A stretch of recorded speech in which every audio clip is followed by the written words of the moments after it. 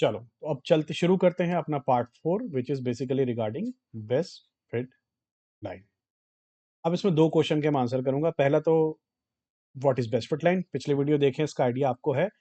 It is the line which is closest to all the data points. But सवाल उठता है क्यों, क्यों हम बेस्ट फिट लाइन उसे माने जो सारे डेटा पॉइंट्स के बिल्कुल पास पास होके निकले, क्योंकि गलती तो ये भी कर रही है ना।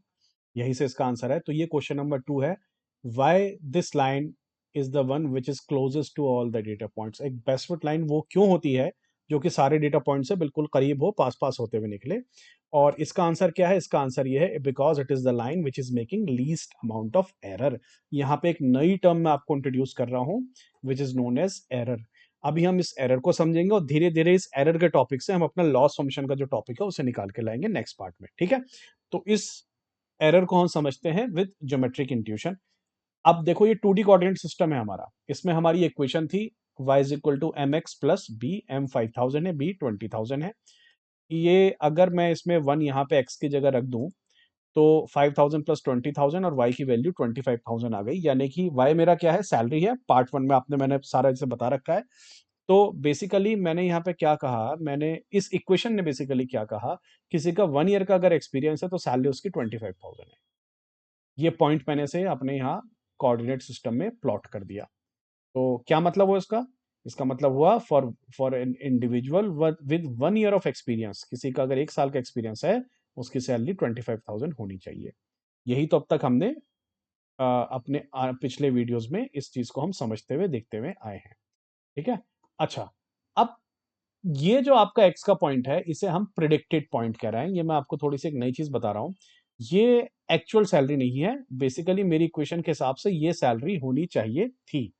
इसका क्या मतलब है, इसका मतलब यह है कि पिछले वीडियो में जब मैंने इस तरह की कैलकुलेशन आपको करके दिखाई थी, जहां हमारे पास एक्सपीरियंस था, हमने सबको एक्स में रखा, एक्स की जगह रख के इस इक्वेशन ने कैलकुलेशन किया और कैलकुलेशन करके मैंने कहा ये सैलरी की फिगर आ गई है और इसे मैंने सैलरी कॉलम में रखा, ठीक है। ये मेरा वाई हेड है, ठीक है। ये सैलरी वाई नहीं वाई हेड है। क्या मतलब है, ये मतलब ये है कि ये सारी प्रिडिक्टेड पॉइंट्स हैं। जैसे कि किसी की 5 ईयर एक्सपीरियंस है तो 45,000 सैलरी होनी चाहिए मेरे हिसाब से। एक्चुअल कितनी है ये मुझे नहीं पता, ये सब प्रिडिक्शंस हैं। क्लियर है। इसका मतलब अगर प्रिडिक्टेड वैल्यू है तो कुछ ना कुछ तो एक्चुअल वैल्यू भी होगी। तो यहां पे मैं नोटेशंस की बात करता हूं। अब मैं मेरी जो नोटेशंस हैं, मैं अब आगे यहां से जितने भी वीडियोस हम देखेंगे उसमें जो प्रिडिक्टेड वैल्यूज हैं उसे मैं डिनोट करूंगा वाई हेड से और एक्चुअल वैल्यूज को मैं डिनोट करूंगा वाई से। ये बात क्लियर हो गई। तो अब आगे बढ़ते हैं। तो वाई हेड मैंने इसको यहाँ पे सैलरी पे प्रेडिक्टेड लगा दिया और ये सारा कैलकुलेटेड वैल्यूज हैं जो मेरी y is equal to m x plus b ने कैलकुलेट की हैं। चलो, अब इसका मतलब थोड़ा सा बस क्विक रिकैप कर रहा हूं क्योंकि मुझे एक कॉन्टिन्यूएशन में एक चीज आपको समझानी है। ये जो अभी हमने कॉलम था प्रेडिक्टेड वाला वैल्यू का, जो अभी मैंने पिछली बार आपको अभी दिखाया था थोड़ी देर पहले, ये इसी तरह मैं अपनी सारी प्रेडिक्टेड वैल्यूज यहाँ पे प्लॉट कर रहा हूँ।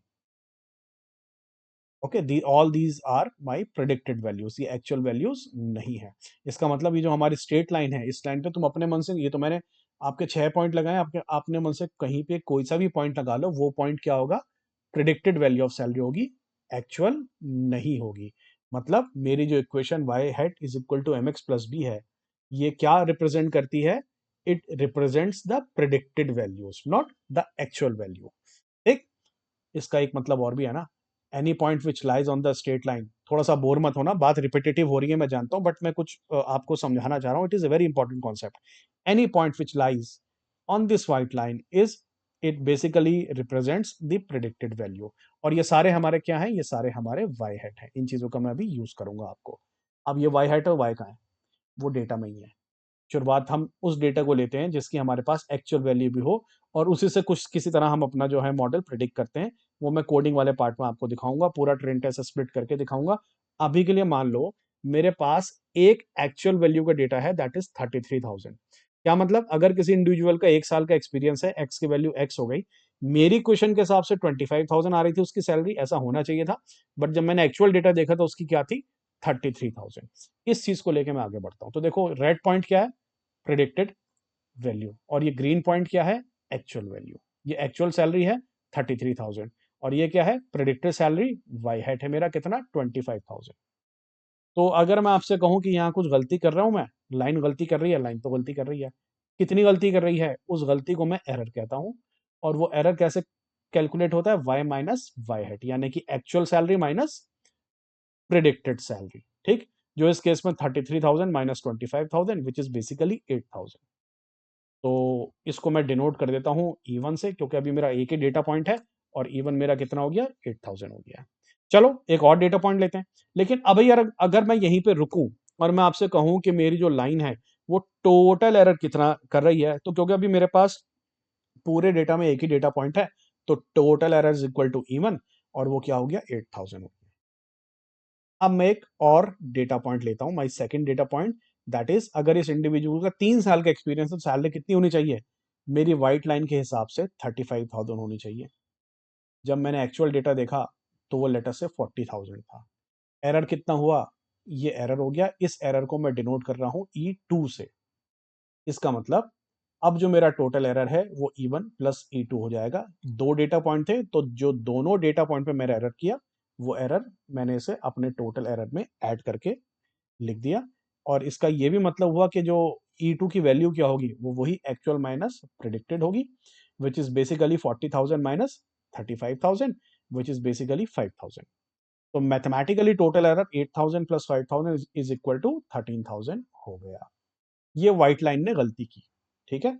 व्हाइट लाइन थी, इसने गलती कर दी और डेटा पॉइंट्स आगे अभी जाने का कोई पॉइंट नहीं बनता। अब आपका दोस्त था वो भी तो ये काम कर रहा था, याद है? उसकी y is equal to mx plus b में m b की कुछ और वैल्यू होगी। डेस्मोस में देखा था कुछ ना कुछ और होगी। उसकी लाइन थोड़ा आपसे हट के है। एग्जैक्टली यही काम वो कर रहा था। उसका प्रेडिक्टेड पॉइंट जो था हमारा वो ये है x। यानी किसी का 1 साल का एक्सपीरियंस है तो सैलरी कितनी होनी चाहिए? लेट अस से 5,000 है ये x पॉइंट, ठीक? तो एक्चुअल सैलरी तो वही रहेगी 33,000। तो उसने एरर कितना किया? ये एरर है। अब जरा देखो, इस एरर को मैं कहता हूं ये E1 है बट ये न्यू एरर है, हमारा पर्पल लाइन वाला एरर है। ये एरर ज्यादा है या पुराना वाला एरर ज्यादा है? ये ब्रैकेट का लेंथ ही हमें बता रहा है। देखो, ये कम है और ये क्या है? ज्यादा है। E1 is more than E1 new is more than E1। इसी तरह थर्ड डेटा पॉइंट पे लेटर से इसका प्रिडिक्शन था लेटर से 26-27 के आसपास सैलरी, रियलिटी में 40,000 है। तो यहाँ पे भी जो एरर है E2 न्यू वाला, जो E2 है पर्पल लाइन वाला E2 एरर हमारी व्हाइट लाइन वाले E2 एरर से बहुत ज्यादा है। मैथमेटिकल कैलकुलेशन यहाँ एक्चुअल चाहो तो करके देख लो बट जरा कॉन्सेप्ट को समझो। इस पर्पल लाइन के लिए अगर मैं टोटल एरर को देखूं, पुराना वाला एरर को मैं कह रहा हूं total error white line, this is the white line total error. और अब जो ये न्यू लाइन का टोटल एरर है that is E1 new plus E2 new, क्या ये एरर प्रीवियस एरर से ज्यादा है या कम है? Obviously it is more than the previous error 13,000। अगर मैं कैलकुलेट करूंगा तो नया वाला एरर 13,000 से ज्यादा आएगा ही आएगा, ठीक है? ऐसा क्यों है? क्यों है? वो ज्यादा दूर है उन पॉइंट से। इसका मतलब अगर मैं तुम्हें दो लाइनें दूं व्हाइट और पर्पल और तुम्हें पता है ये दोनों ही लाइन गलत हैं, एरर तो व्हाइट लाइन ने भी किया, एरर पर्पल लाइन भी कर रही है, बट प्रिडिक्शन अगर तुम्हें करनी है तो इन दोनों में से तुम किस लाइन को प्रेफर करोगे? ऑफ कोर्स तुम्हारा आंसर क्या होगा? The white line. और क्यों होगा ये आंसर तुम्हारा? क्यों? Because it is making less error. जो एरर टोटल एरर है व्हाइट लाइन के लिए वो कम है, पर्पल लाइन के लिए ज्यादा है। और इसीलिए जो व्हाइट लाइन है वो मेरी बेस्ट फिट लाइन है, ठीक है? तो ये ज्योमेट्रिक इंट्यूशन के थ्रू मैंने आपको बेस्ट फिट लाइन समझा दिया।